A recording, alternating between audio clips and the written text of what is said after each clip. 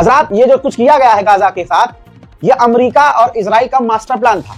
Report के मुताबिक America Gaza को एक हब बनाएगा, बिजनेस हब बनाएगा, जहां पूरी दुनिया के समुद्री जहाज के जरिए ट्रेड होगा। जो जहाज है समुद्र का, उस समुद्री रास्ते से वहां सामान लाया जाएगा गाजा में, फिर वहां से सामान कहीं और भेजा जाएगा। वो पूरा हब बनाएगा अमेरिका। इसके लिए 162 बिलियन डॉलर गाजा पर खर्च करेगा अमेरिका। अमेरिका ने इथियोपिया से भी कहा है कि आप अपनी फौज गाजा इंटरनेशनल फोर्स के तरह भेजिए ताकि गाजा को हम ठीक कर सकें। गाजा में 80% वो दवाइयां जिनकी जरूरत है नदारद हैं, गायब। गाजा के हालात इतने ज्यादा बुरे हैं क्योंकि वहां बारिश हो रही है, बरसात हो रही है और जो मकान जर्जर हैं वो टूटकर गिर रहे हैं। मैं मंजर दिखाना चाहता हूं आपको, देखिए।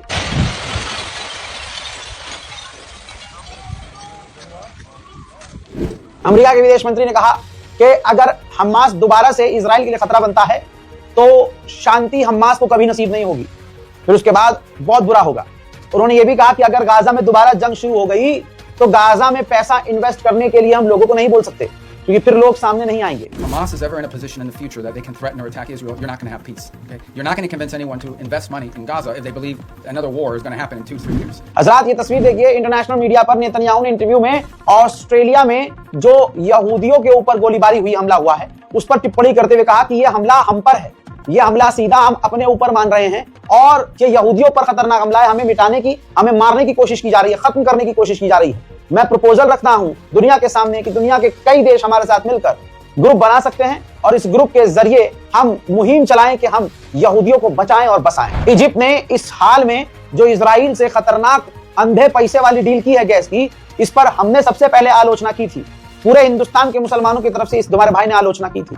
फिर उसके बाद दुनिया में अलग अलग जगह पर जब आलोचना हुई तो इजिप्ट को सफाई देनी पड़ी और इजिप्ट कह रहा है कि ये पॉलिटिकल डील है ही नहीं, ये जो हमने डील की है ये एक कमर्शियल डील थी जो जरूरी थी। अब बहाने बनाने पे आ गया है। भाई डील तो डील है, चाहे जैसे हो। रिपोर्ट ये है, अमेरिका, यूएई और इजराइल मिलकर इकट्ठा कर रहे हैं पैसा ताकि गाजा को बनाया जाए। हजरात, मेरा दिल ये कह रहा है कि यह हरामीपना चल रहा है, फ्रॉड चल रहा है। ये गाजा के नाम पर पैसा इन्वेस्ट करवाएंगे, लोगों से पैसा लेंगे, उनका कमीशन खाएंगे। हम कैसे मान ले भाई कि अगर तुम्हें $1 बिलियन किसी ने दिए हैं, तुम्हें $1 बिलियन पूरे गाजा में लगा रहे हो। हम तो देख रहे हैं कि वो $1 बिलियन तुम खर्च करके फिलिस्तीन के इलाकों पर कब्जा कर रहे हो। मानते हैं कि नहीं? कमेंट कीजिएगा। हजरात, बताइए अब क्या करा जाए। एनवीडिया, वो कंपनी जो ग्राफिक्स कार्ड बनाती है, एनवीडिया यानी जिस कंप्यूटर पे मैं काम करता हूं, आप काम करते हैं, जितने भी दुनिया के एडिटर काम करते हैं, वो कंप्यूटर एनवीडिया ग्राफिक कार्ड के बिना बेकार है। एडिटिंग हो ही नहीं सकती, फिल्में बनी नहीं सकती, रेंडर हो ही नहीं सकता। ये कंपनी, सोचिए, अब इजराइल के अंदर अपना दुनिया का दूसरा सबसे बड़ा हब, सबसे बड़ा दफ्तर बनाने वाली। इससे डर बैठ गया है दिल में। क्या फिर इसका मतलब यह है कि दुनिया के तमाम कंप्यूटर के अंदर जो एनवीडिया ग्राफिक कार्ड है, अब इजराइल उसके जरिए जासूसी करवाएगा? क्या उसके अंदर कुछ हरकत करेगा? मेरा दिल तो यही कह रहा है। क्या आपको भी ऐसा लगता है? कमेंट सेक्शन में बताएं। सुनिए, जो हम सोच रहे थे, जो आपका ये नौकर कह रहा था इतने दिनों से, आज वो एक देश का बड़ा प्रतिनिधि कह रहा है। ट्यूनीशिया के पूर्व राष्ट्रपति ने कहा है कि जो यूएई का लीडर है, यूएई का जो बादशाह है, वो इजराइल के लिए काम कर रहा है। 100% काम कर रहा होगा दोस्तों। ट्यूनीशिया के पूर्व राष्ट्रपति ने कहा कि यूएई का बादशाह इजराइल के लिए काम कर रहा है, इलाके में इजराइल के लिए नफरत कम कर रहा है, खत्म कर रहा है, और ऐसे करके वो अरब देशों, मुस्लिम देशों को इजराइल से नॉर्मलाइजेशन तक लेके आ रहा है, अब्राहम अकॉर्ड तक लेकर आ रहा है। ये बात बिल्कुल जायज लगती है दोस्तों, क्योंकि यूएई खुल्लम खुल्ला इजराइल के साथ। और अगर यूएई इजराइल का इतना साथ दे रहा है तो एक ही वजह है, वहां का बादशाह, वहां का परमानेंट बादशाह रहना चाहता है। आपको पता है सऊदी अरब, यूएई, कतर, इन सबका जो कानूनी निजाम है, देश चलाने का जो निजाम है, किसने बनाया है? किसी और ने नहीं, इजराइल ने बनाकर इनको दिया है। किसी भी अरबी से पूछिएगा ये बात, अरबी बोलते नहीं है, जबान उनका बादशाह कटवा देगा। लेकिन जब आप ज्यादा कुरेदेंगे ना तो आपके सामने ये बात आएगी कि हाँ, जो अरब का जो निजाम बनाया है देश चलाने का, जैसे उनका देश चल रहा है बिल्कुल एकदम स्मूथ, ये बना के पूरा सिस्टम दिया किसने है? इजराइल ने। जाइए पता कीजिए। तो आज ट्यूनीशिया के पूर्व राष्ट्रपति ने जो बात कही है, इससे आप सहमत हैं कि नहीं? ये भी कमेंट कीजिए। لما كنت في تونس في الرئاسة يعني جاتني مرة تقارير استخباراتية جت انه هذا بن زايد باعت سيارتين مصفحتين للباجي قايد السبسي اللي هو كان يعني حامل لواء المعارضه. فقلنا شو القصه هذه؟ شو هذا؟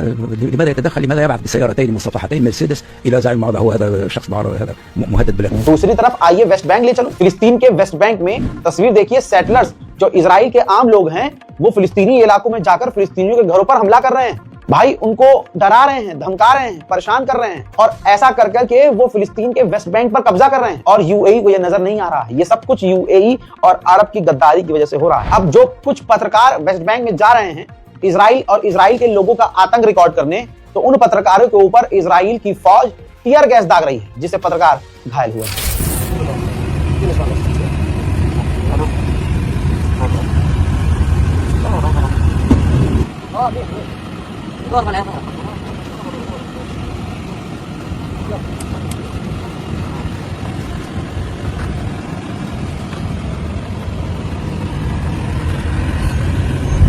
हजरात ये ग्राफ देखिए, मैप देखिए, ये प्लान है, ये एक ऐसा प्लान है, हिडन प्लान, जिसके अंदर वेस्ट बैंक पर पूरी तरह से कब्जे का प्लान है।